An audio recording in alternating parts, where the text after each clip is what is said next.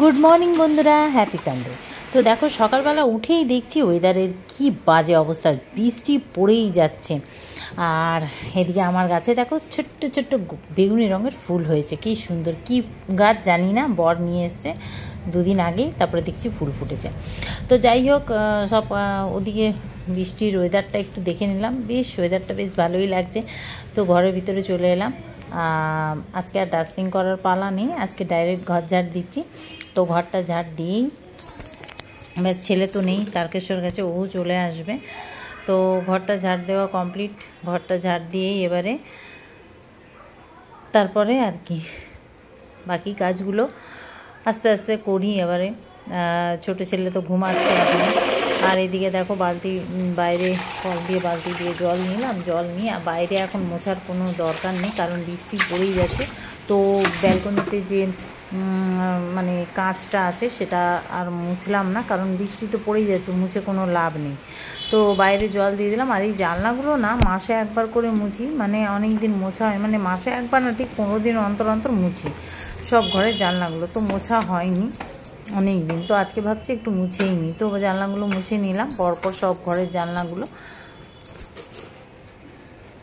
তো দেখো ওইদিকে একটা দোকান আছে, দোকানটা খুলেছে, চায়ের দোকান, ওখানে চাটা খাচ্ছে সব মিস্ত্রি লেবাররা। তো এই এই যে এখনও দেখছি বেশ বৃষ্টি পড়েই যাচ্ছে, আর ওয়েদারটা বেশ ঠান্ডা ঠান্ডা আছে। তো জানলাগুলো মুছেই ব্যাস, আর কি এবারে ঘরটা মুছবো। আর 7টা বেজেই গেছে অলরেডি, উঠেছি অনেকক্ষণ।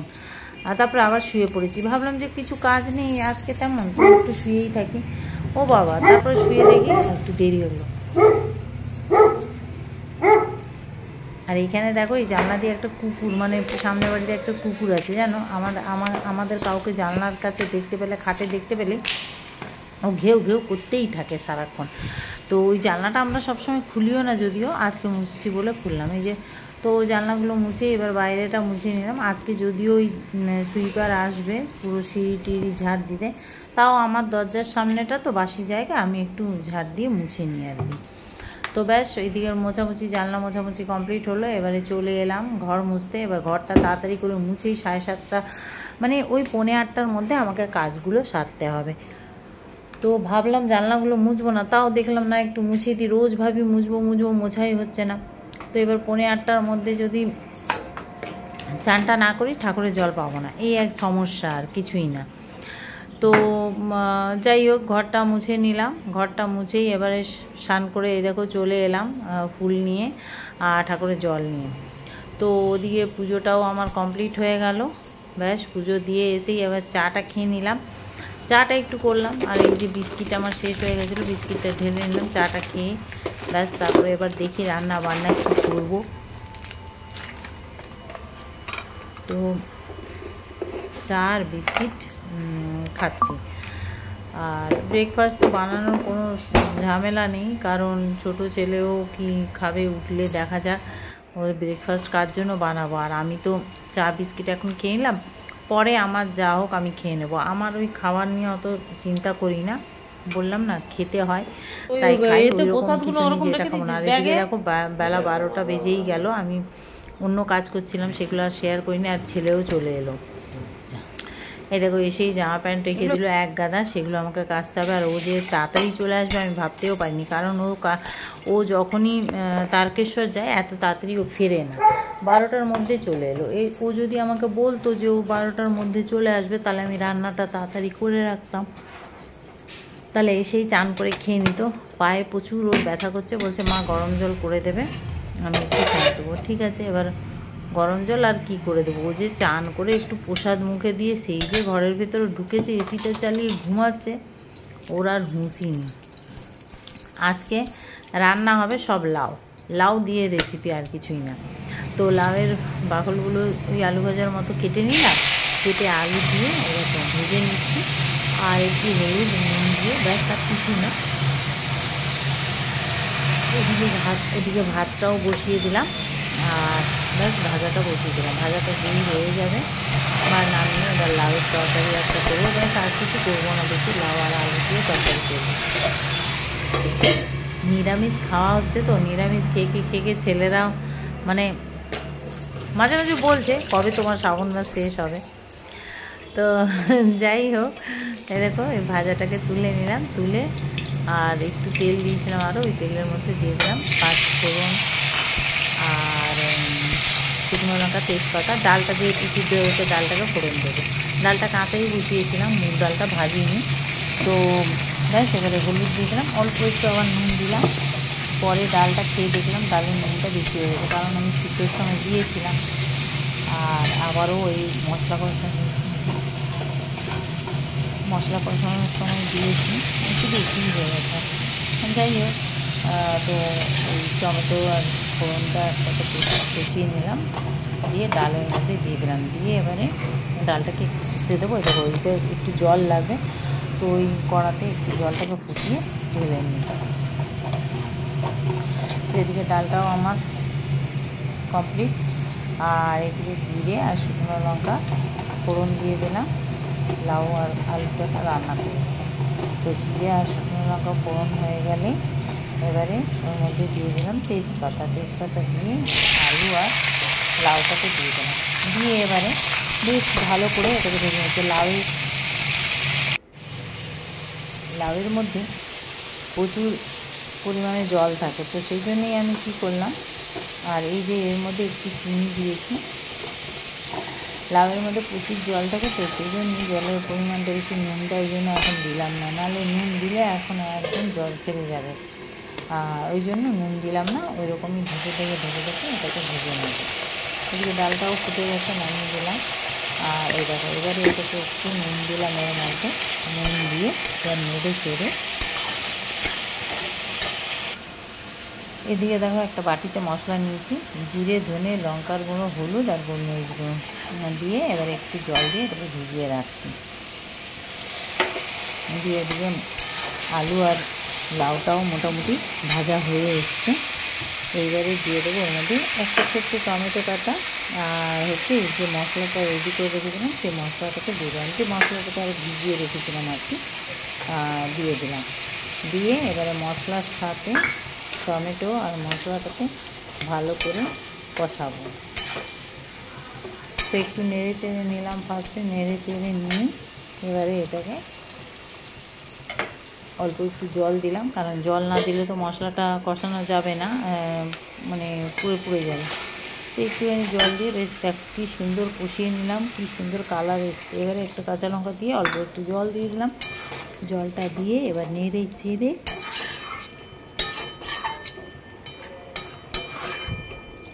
কড়াটা দাগ হয়ে গেছে পুরো হলুদের মতো। যাই হোক, এবার ঢেকে দিলাম, ঢেকে এবারে লো ফ্লেমে রান্না হতে দেবো 5 থেকে 7 মিনিট। তো এই দেখো রান্নাটা কমপ্লিট হয়ে গেল, নামিয়ে নিলাম। আর এবারে এটা বাড়িতে তুলে রাখলাম, আর ওদিকে বাসনগুলোকে মেজে নিই। বাসন মাজতে যেন বিরক্ত লাগে, কিন্তু উপায় নেই, নিজের রান্নাঘর নিজে রান্না করছি, বাসন তো মাজতেই হবে। তো ব্যাস, বাসন মাজা কমপ্লিট, ওদিকে রান্না তো হয়েই গেছে, বাসন মাজা কমপ্লিট। এবারে গ্যাস মুছে একেবারে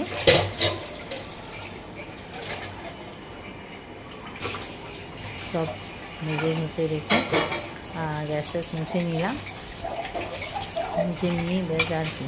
তারপরে এবার হচ্ছে বড়টা তো কখন উঠবে তার নেই ঠিক, আর সব তো জামা কাপড়গুলো ভিজিয়ে রাখলাম। এবারে কাদা জলে মানে জামা প্যান্টগুলোই না একদম কাদা লেগেছিলো, কাদাগুলোকে আগে জল দিয়ে ভিজিয়ে ছাড়ালাম, তারপরে ভিজিয়েছি। তো এই দেখো রান্নাঘর মুছে, আর এই যে মশলা স্ট্যান্ডটা আছে যেটা বোতলগুলোই থাকে সেটাকেও মুছে নিলাম। আমি এটা রোজই মুছি, রান্নার পরে একবার করে রোজ মুছি, তাহলে পরিষ্কার থাকবে, পরিষ্কার পরিচ্ছন্ন রোজ এইভাবে মুছলে। নাহলে যতই মানে রান্নাঘরে একটা সাইডে রান্না করছি বা চিমনি জ্বালাচ্ছি, হয়তো তেল মশলা উঠবে না, কিন্তু ঠিক একটু হলেও তেল এদিক ওদিক হয়। তো যাই হোক, গ্যাসটা তো মোছা হয়ে গেল, ওদিকে মশলার ডাব্বাটা স্ট্যান্ডটা পুরো মুছে নিলাম। আমি মানে পরিষ্কার না, দেখতেও বেশ ভালো লাগে, ওটা বেশ চকচক করে, যত মুছবে তত দেখবি চকচক করে। এই দেখো এখনও ঘুমাচ্ছে, ওকে ডাকলাম দুবার উঠলো না। করার কিছু নেই, যখন উঠবে তখনই খাবে। কিন্তু উঠেছিল অনেক রাতে, মানে সন্ধেবেলা, তারপরে আর খাইনি, একেবারে রাতেই খেয়েছিল। যাই হোক, ঘরটা ঝেড়ে নিচ্ছি, দেখো 3:30 বাজে। আর তারপরে ঘরটা ঝেড়েই আমি খাবো আজকে, মানে একটু লেট করেই খাচ্ছি, মানে লেট হয়েইছে যেহেতু লেট করেই খাচ্ছি। ব্যাস এই দেখো ঘরটাও ঝাড় দিয়ে দিলাম। ঘরটা কত মানে এমন, মানে কি বলবো, নোংরা কোথা থেকে যে আসে এত জানি না। আর এই দেখো জামা কাপড়গুলো গুছিয়ে নিচ্ছি, জামা কাপড়গুলো তুলে নিয়ে এসেছি বাইরে থেকে তুলে এনে দেখো সব গুছিয়ে রাখছি। আলমারি চাবি খুঁজে পাচ্ছিলাম না, আলমারি চাবি খুঁজতে খুঁজতে এত বেলা হয়ে গেছে আমার। আর জামা কাপড় তোলো রে, ভাঁজ করো রে, রাখো রে, মানে বিরক্ত লাগে, কিন্তু কি করব, করতে তো হবে, তাই না? তো যাই হোক, এদিকের কাজ কমপ্লিট হয়ে গেল পুরো, সব পরিষ্কার করে একদম আমি খেতে বসে গেলাম। মোটামুটি 3:45 বেজে গেছে। করার কিছু নেই, আজকে একটু লেটই হলো। তো ভাতটা বেড়ে নিলাম, একটা কাঁচা লঙ্কা নিয়ে নিলাম, কাঁচা লঙ্কাটা ওখানে ছিল তাই নিয়ে নিয়েছি। আর এই যে লাউয়ের বাকল আলু দিয়ে ভেজেছি, সে ভাজাটা নিলাম, লাউয়ের তরকারি আর ডাল, ব্যাস খুব সাধারণ খাবার।